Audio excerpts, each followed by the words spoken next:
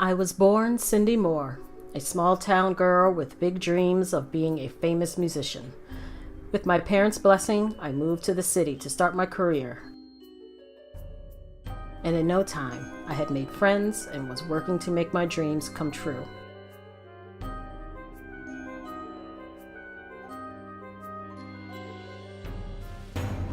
One evening, while playing at a street festival, I met a handsome stranger named Alexander Carter. I noticed him watching me play all evening, but didn't think someone so handsome would ever approach me. But he did, and we hit it off right away.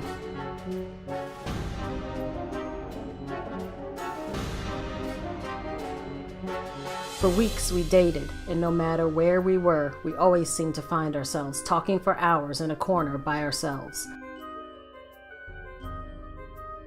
To say Alex swept me off my feet is an understatement.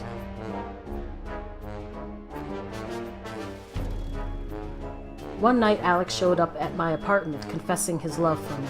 He also told me his secret. He was a vampire.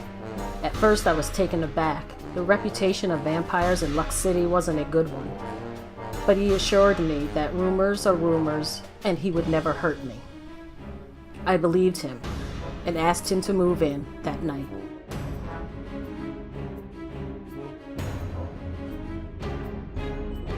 Things were really good for a while. So good that when he proposed to me, I immediately said yes, and we were married that same night.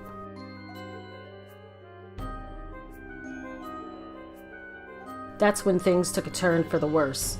It was like Alex became a different person and his vampire urges took over.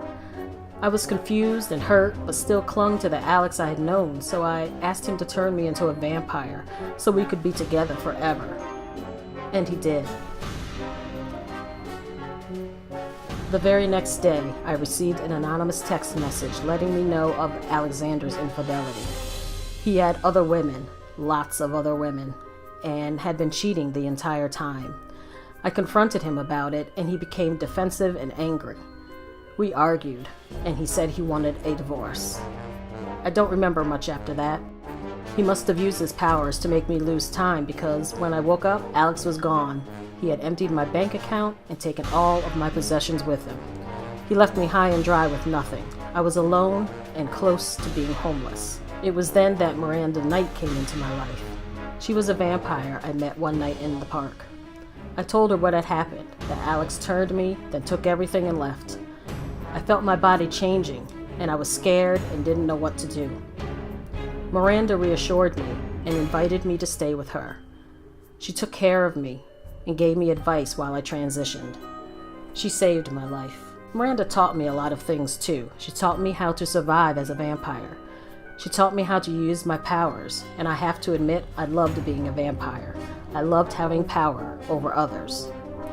Miranda also shared her secret with me. She would lure men back to her place. She fed off them, emptied their pockets, and sometimes went to their homes and took valuables to sell. I was broke and this seemed like my only option.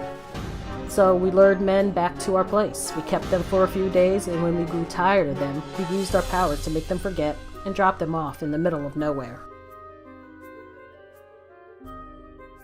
We lived like that for months until the day the police showed up at our door. It seems one of Miranda's victims from before we met recalled what had happened to him. He contacted the police and led them right to Miranda's apartment. They arrested her and threw her in jail. That was the last day I saw Miranda. I was alone again. I had saved up some money from our victims, but I was afraid of being caught too, so I found a rundown motel outside of the city and held up there for a while until I could figure out what to do.